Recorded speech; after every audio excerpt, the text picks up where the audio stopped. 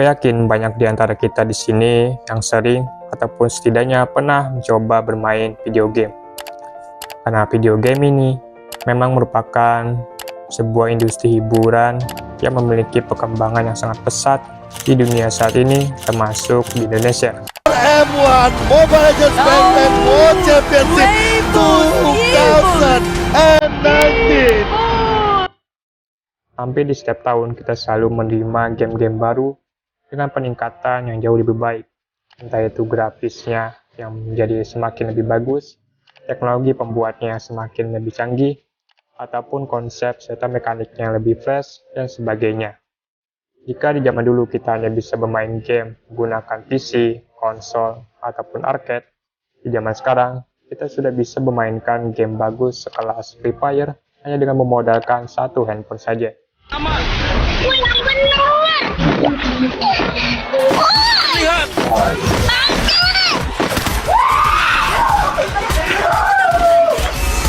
Jago kan? Siapa yang mau aku jam satu jadi Free. Nah, tapi pernah nggak sih kalian ketika lagi main game, terus kepikiran gitu, kira-kira seperti apa ya bentuk dari video game pertama yang dibuat oleh manusia? Nah, jika kalian memiliki rasa penasaran yang sama, maka selamat, karena kalian berada di video yang tepat. Nah, di video kali ini kita akan membahas bersama mengenai sejarah dari video game pertama yang ada di dunia. Untuk mengetahui video game pertama yang dibuat oleh manusia, kita perlu menilik kembali ke puluhan tahun sebelumnya untuk mengetahui tujuan di balik terciptanya video game tersebut.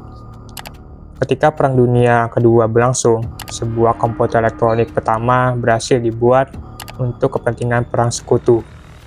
Tak lama setelah perang itu selesai, komputer-komputer yang awalnya dibuat hanya untuk kepentingan perang saja, kemudian mulailah diperbolehkan nih untuk diadopsi oleh universitas, organisasi pemerintah, ataupun perusahaan besar untuk dikomersialisasikan. Dan pada saat inilah awal mula video game tercipta. Pada masa itu, permainan komputer hanya memiliki 3 tujuan dasar saja, yaitu sebagai pengajaran dan pelatihan, objek penelitian, dan demonstrasi kepada masyarakat. Sehingga orang-orang yang bisa mencoba video game pada masa itu hanyalah kalangan mahasiswa ataupun peneliti yang terlibat dalam proses pembuatan video game tersebut. Dan kalaupun didemonstrasikan kepada masyarakat, setelah demonstrasi itu selesai, kebanyakan video game tersebut kemudian hilang begitu saja dan tidak ada tindak lanjut ataupun pengembangan, apalagi sampai ke tahap komersial seperti sekarang. I like Silent Scope, where you play a sniper, so you have to zoom your crosshairs right in on just the right guy, and you got a time limit and all. Contohnya ada pada tahun 1950, yang mana pada saat itu lahirlah sebuah video game berjudul Bertie the Brain dan Tic-Tac-Toe yang dibuat oleh Joseph Katz untuk memamerkan miniatur tabung vakum baru miliknya di pameran nasional Kanada.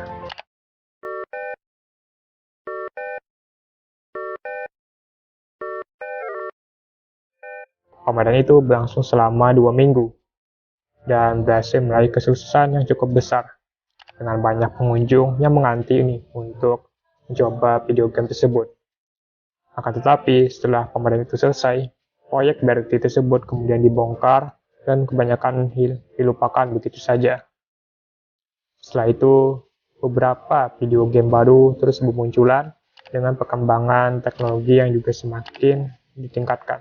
Hingga akhirnya Alexander Douglas berhasil menciptakan sebuah video game yang berjudul Oxo untuk komputer ERSAC pada tahun 1952.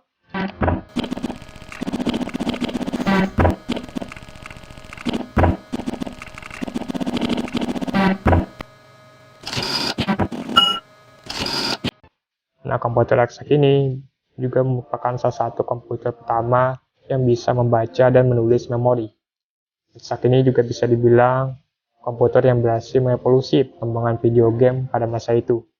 Karena tak lama setelahnya, atau lebih tepatnya pada tahun 1958, lahirlah sebuah video game interaktif yang berjudul Tennis for Two, yang menjadi video game pertama yang dibuat hanya untuk tujuan hiburan semata dan bukan sebagai demonstrasi teknologi ataupun penelitian.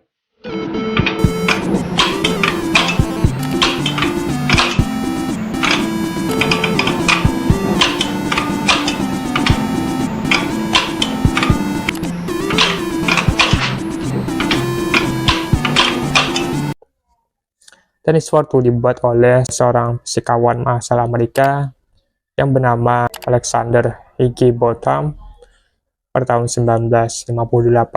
Game ini adalah sebuah simulasi pertandingan tenis yang dimainkan dengan layar osiloskop, mesin sebesar rak lemari, dan juga remote yang berfungsi sebagai raketnya. Saat pertama kali game ini ditampilkan, ratusan pengunjung langsung mengantri untuk mencoba video game tersebut. Tapi sayangnya game ini hanya bertahan selama setahun saja dan kemudian dibongkar untuk keperluan lain. Tetapi meskipun game ini tidak memiliki inovasi dari segi desain ataupun teknologinya, statusnya sebagai game yang dibuat hanya untuk hiburan semata telah berhasil membuatnya dianggap sebagai salah satu video game pertama yang pernah dibuat. Setelah game Tennis Fortu, kemudian muncul lagi nih game baru berjudul Space War. Sebuah game battle dengan dua pesawat luar angkasa yang bisa dikendalikan oleh pemain untuk saling menembak dan menghindari gravitasi di tengah layar. Game ini kemudian menjadi sangat populer di kalangan mahasiswa dan peneliti pada masa itu. Game ini juga menjadi video game pertama yang tersedia di luar suatu lembaga penelitian. Karena game ini memang juga sempat diperjualbelikan seharga $120.000 atau setara 1,2 juta dolar pada masa ini. Mungkin kalian juga jadi bertanya gitu, kenapa game ini bisa sangat mahal? Ya karena pada masa itu biaya untuk membuat sebuah komputer juga masih cukup mahal, dan pada masa itu juga sebuah video game dibuat hanya untuk satu komputer aja gitu. Jadi bisa dibilang satu game satu komputer. Dan kalau kalian mau mencoba video game tersebut, maka kalian harus membeli komputernya juga itu satu paket. Nah, komputer yang digunakan untuk Space War ini adalah komputer PDP-1. Nah, setelah era Space War inilah, video game kemudian semakin serius untuk dikomersialkan. Hingga akhirnya pada tahun 1972, sebuah konsol video game pertama berhasil dibuat dengan nama Magnavox Odyssey. Magnavox presents Odyssey, the electronic game of the future. Odyssey easily attaches to any brand TV, black and white or color, to create a closed-circuit electronic playground. Odyssey gives you all the exciting action of hockey and 11 other challenging play and learning games for the entire family. Odyssey, a new dimension for your television, now at your Magnavox dealer. He's listed in the yellow pages. Konsol yang dibanderol dengan harga $100 ini berhasil terjual sebanyak 100.000 unit di tahun pertamanya. Ketika dijual, konsol ini juga dilengkapi dengan beberapa game di dalamnya, termasuk salah satunya adalah game tenis meja. Nah, game tenis meja inilah yang akhirnya menjadi inspirasi untuk pembuatan game Pong oleh Atari. Dan juga menjadi salah satu game arcade pertama di dunia yang dioperasikan menggunakan koin.